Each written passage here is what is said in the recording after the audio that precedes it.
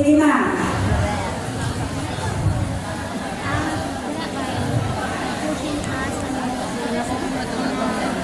Sa problem naman tayo.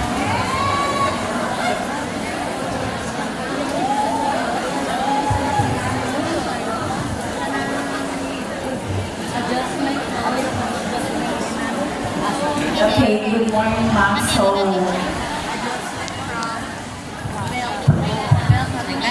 okay, in regards to the hot air balloon. Sa YouTube, may So, in our Ako sa Facebook.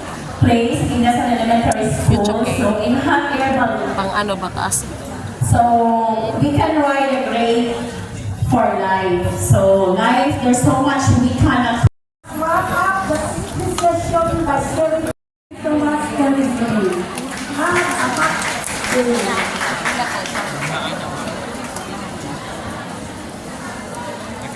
Thank you very much, Dr. Davis.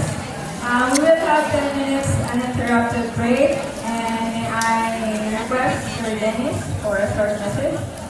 Dennis? Sabay yung sir, ano yung doon? Mas tintod na na kung imo ha? So, majority na itong gamitin namin. Hi, this is our stats for Right there, your DLL or DLL Sa YouTube. Okay? So, to all, himay. So, I was the one. There are information through the use of digital technology that is not appropriate to our young learners. So, what else?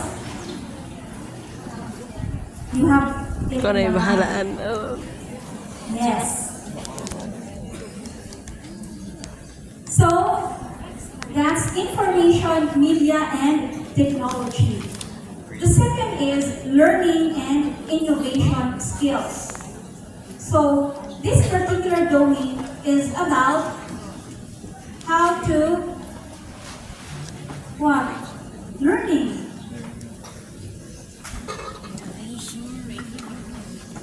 When we say learning and innovation skills, again, there's the word innovation. When we say innovation, we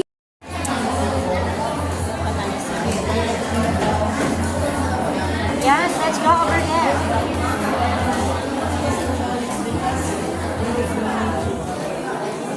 So, first Mic training test. Mic test. Mic test. Kenny. Day 1. So, we're here. So, I'm sitting here kasi mas gusto ko sa occasion. Wala, mag-ibog mo no, di ba no? Pink. Pink. Pink. So, Jed, alam mo yung mga color-color dito sa printer ng ilahan. Fuchsia? Fuchsia? Scan fuchsia. Red na lang, right? What's your favorite color? Fuchsia. Okay, spell fuchsia. Pwede red na lang, ma'am. Okay, next. Black. Black. Okay. Okay, so manamo na to siya. Sige,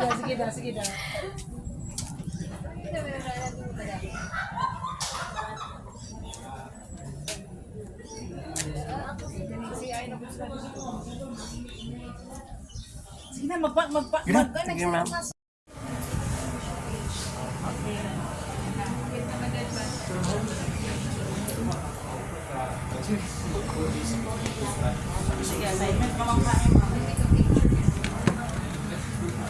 So you can now work on chip which they grow. Kamu na ipahala mo.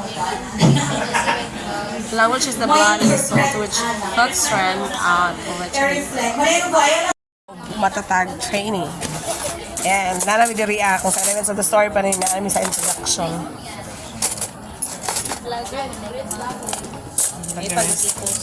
Guys, for today's video kay kawan naman ang gwapa nga kauban si Ma'am Jam o si Ma'am Abby. Ako sa YouTube nag-upload, ma'am. Hindi na siya meet.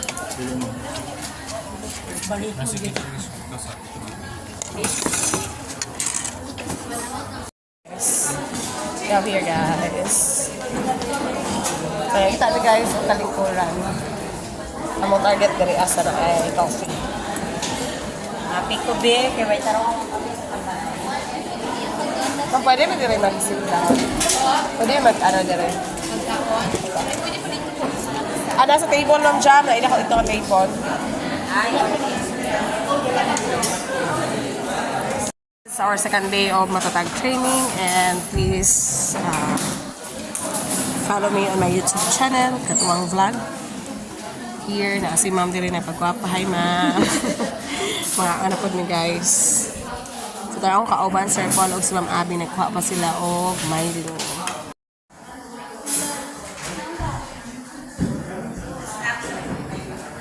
Ikuan pa na ako, asukaran or kanang takas. Hey, isa kasi. Phonics and word study. And we all know what is phonics that refers to sound. And of course, that belongs to literacy. Next is, di kay kita ma'am na. Bitaw, di na kayo kita. Paano articulate? But we all Filipinos, especially kung taga-Bohol ka, gahi man kay ma'am. Ang gahi, pag humukon, ang humukpaga. That's the problem. Open, apin po po na ma'am. Sunod is, Sige ma'am. Phonics and word study. Phonics, murag. They are related. Sunod is, Vocabulary, and Vocabulary. word knowledge. vocabulary and word Word knowledge. knowledge. Okay? Vocabulary under the literacy, we have state kaning vocabulary. Okay, we have to enrich our vocabulary. And the first thing we are going to do to enrich our vocabulary is to, what Jose Rizal said, magbasa ka ng magbasa. Because what? In every day, if you just spend time by just reading 5 minutes, a lot of words you will encounter. Next month. Grammar awareness and grammatical Okay, grammar awareness mo na problema karon.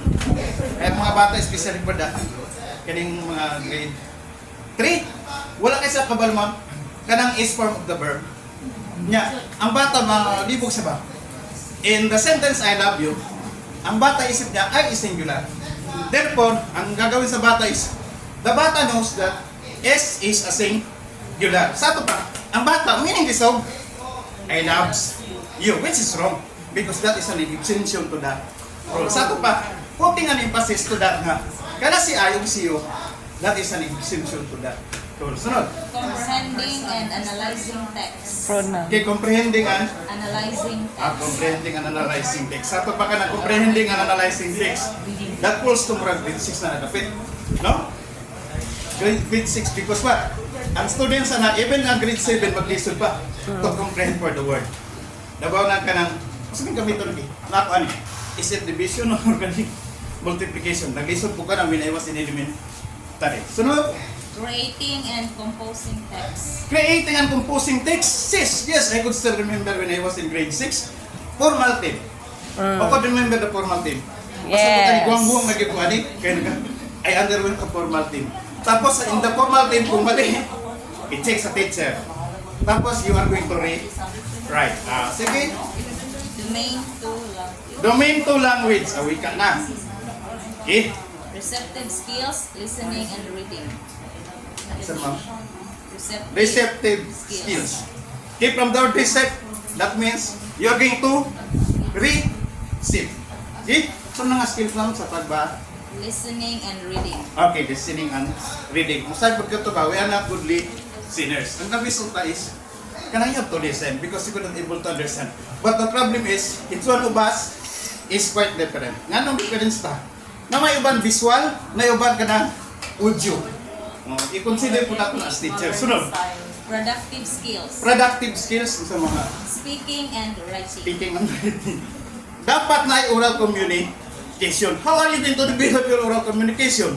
Tapos ang bata di mag-participate. Gani even grade 11, wala have of oral communication. I could still remember my tatay before. Ingon si tatay. In his lesson, nado sila tayo ng oral communication sila. Pero ang oral communication karon nasa grade 11. Tingnan mo ang gap. Class kayo. Next. Viewing and representing. Viewing and representing. Tama na siguro ma'am, gikapoy naman ko ma'am. Kung ginawas ako ma'am. Okay na ma'am. So, in other words, okay, good morning everyone. So, I am assigned to report the progression of learning competencies So we have here the outline, the progression of learning competencies across the case stages. So, amo siya visual representation pag amo gibuhat dunia. This stands for reading and this stands for speaking and writing. So we have here the focus of domain shifts from literacy in kindergarten to grade 3 and grades 4 to 6. At the same time, grades 7 to 10. So, thank you very much, no? So, kumusta lang po sa inyong Pag-give po ng details, na meron siyang pattern na sinusunod. Na siya pattern kay kanang mas dali lang siya ma'am kay naman siya part like for example ang journalistic text kasi kailangan siya ng headline na siya lead na ay body o na ay kanang ko na siya conclusion mismo and ang another po di lang po siya ang journalistic text mo di lang siya nagfocus sa news lang napa siya lain napa siya feature napa siya editorial napa siya sci-tech o sports so it depends lang na siya kung giunsa nimo siya pag-develop or pag-compose sa imuhang article. Pero, most of the time, na siya ginatawag na kanang pattern na ginasunod. Kung sa news, ang all the time yun, ginasunod yun kay inverted pyramid. Sa to pa, ang pinaka-importante, dapat makita siya mismo ang details na nasa lead. Sa lead pa lang daanan na dito na, describe na nimo kinsa, unsa o naunsa. Then, yes po ma'am. Then the details, doon na yan siya sa body ko. Ganyan siya. While ang katungkuan, like for example, yung feature, iba yung feature. Kasi sa feature, pwede siya na ang imuhang murag ang highlight sa imong article, dito na nimo siya ibutang sa pinakababa. So naka-pyramid na siya. Ano siya? So it follows the inverted and the... Creative siya. Oh, yeah, no? So, na-follow. DJ Rap.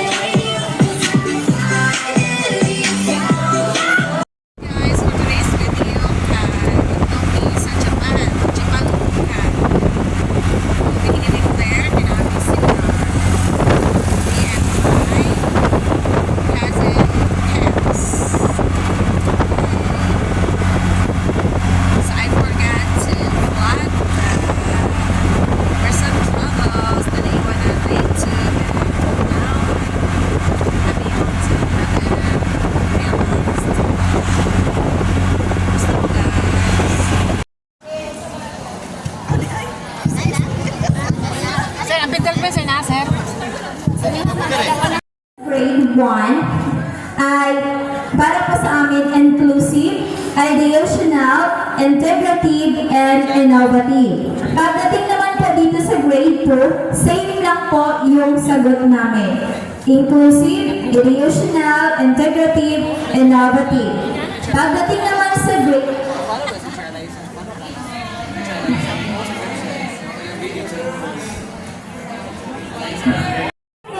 and designing solutions. Number 8, we also have yellow. Is the team yellow here? Team yellow, grade 4. So grade 4 has 4 answers. First is collaboration, context, creativity, and connection. That's it. And we also have team green, which is grade kinder. We have examining learners' characteristics. And last one, we have grade 1, I believe. We have context, connection, collaboration, and creativity. Thank you. Okay, palakpakan. I-process ang mga correct na distribute. Ini sir, mag-process din. Sige. Sige ma'am. Okay. Maklaro ba? Sige. Dako urput kayo siguro yung box, no? So, sige daw ma'am, basahan daw ma'am. What is the teaching implication of metacognition to the teaching learning process? Asa to si ma'am? Yes ma'am, please read ma'am.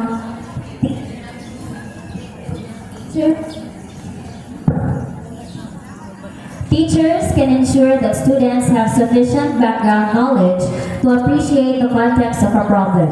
The product of deliberate practice is that concepts are built in their long-term memory so that this will serve as learners' reference once they encounter novel concepts and develop new skills.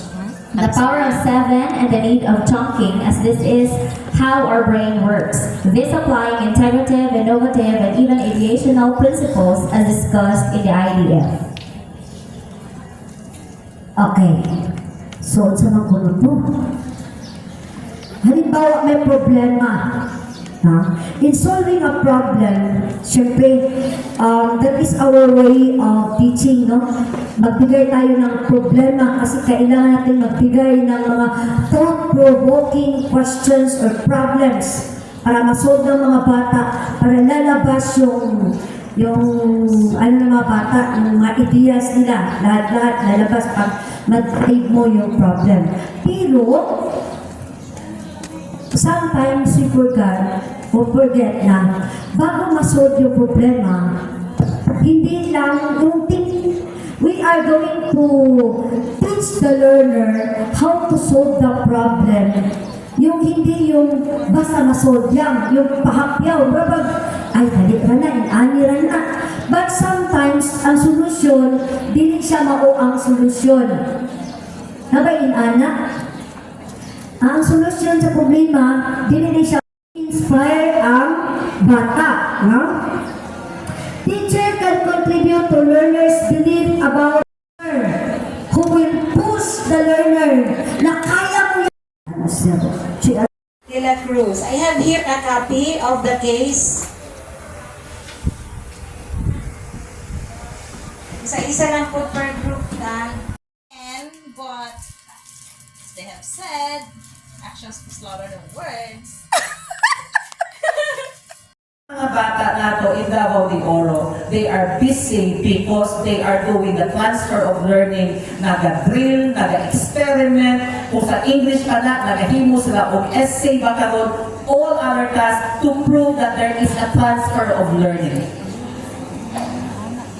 Tawag natin na brain-based theory, that is because pag hindi na put into practice ang natutunan na concept ng mga bata, nawawala yun. Kaya binawasan na decongest tayo ng mga learning competencies. That's the main reason. The second reason is that we are embedding more on the 21st century skills, and that is the second topic in your day 1. Diba? Naman 21st century skills. In the K-12, ang 21st century skills natin, upak lang nakabuo. Communication, collaboration, critical thinking, and creativity. Ang ballpen mo danlog, dili siya ma-hold. O dili siya makasulat. Sige, video na kay ma'am, video. Okay. After performing the task, you should have to answer the analysis, the 4 questions. What can you say about? What can you say about your experience in the activity in terms of access? How do you feel? How do you feel after doing the activity? Recall. Kapag yung mag-anisip mo.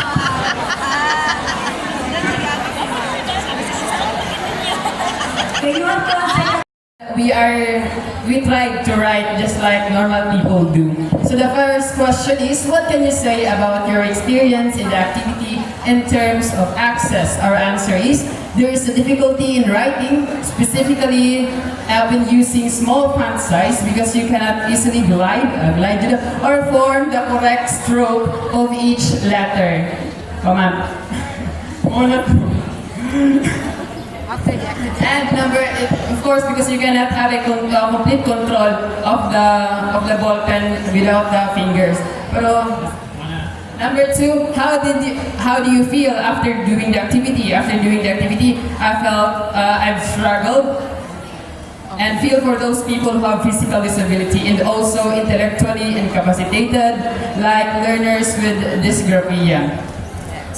And for number 3, you recall your classroom now. Is there anyone you observe having any difficulties in writing? Yes, there are really students who have learning difficulties, even those students who don't have dyslexia or dysgraphia. Some students have also dyslexia and some are mentally or intellectually challenged. Our point here is it's not every day or it's not all of our experience. It's not uniform that we have students who are physically incapacitated, but most of the time we have students who are almost intellectually incapacitated. Almost lang siguro ano lang, kanang laziness lang. So it's an intellectual challenge for us and for them. Number 4 is, what is your major takeaway from this activity? The teacher should always consider the needs of students with learning difficulties, not only in terms of physical disabilities, but also those who have disabilities in other aspects. Every teacher should bear in mind that every child is special, and if every child is special, then we have to create our own strategies that will fit to that specialness. And that is difficult, and that is our challenge. Thank you. Question number 1, what did the main characters Leon and Maria encounter in their way home to meet Leon's family? And 2 is what tests were given to Maria? The problems, ma'am, were Maria went to Leon's country home, and then on the way, they've encountered a lot of difficulties. Example, crossing a stream where there's mud, and they are riding a balsa or tangkas. and Maria is not, the outfit of Maria, as my colleague says here, is not fit for that purpose. So she is like a fish out of water. And that is the test. They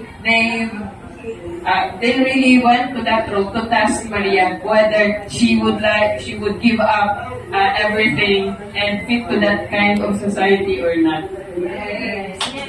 Very good, Greg. So for another group, what tests were given to Maria?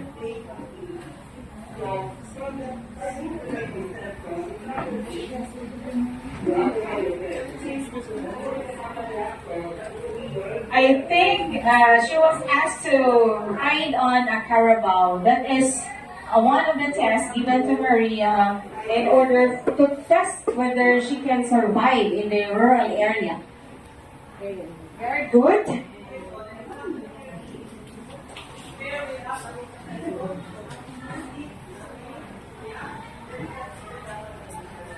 And now, just remain in your group. I want you to draw the concept.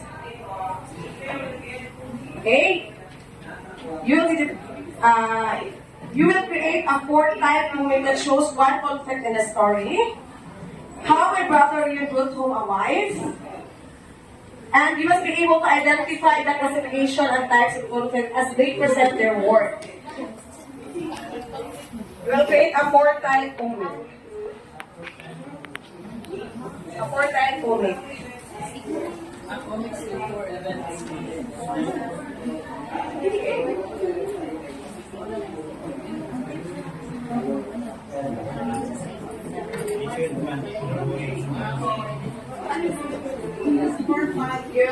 Create a 4-type movement. 4 boxes.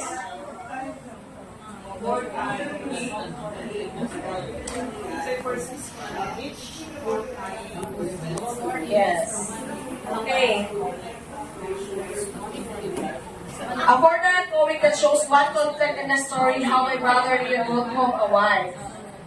And you must first, you must be able to identify also the classification and types of conflict as they present their work. One conflict. Then identify the classification and types of conflict.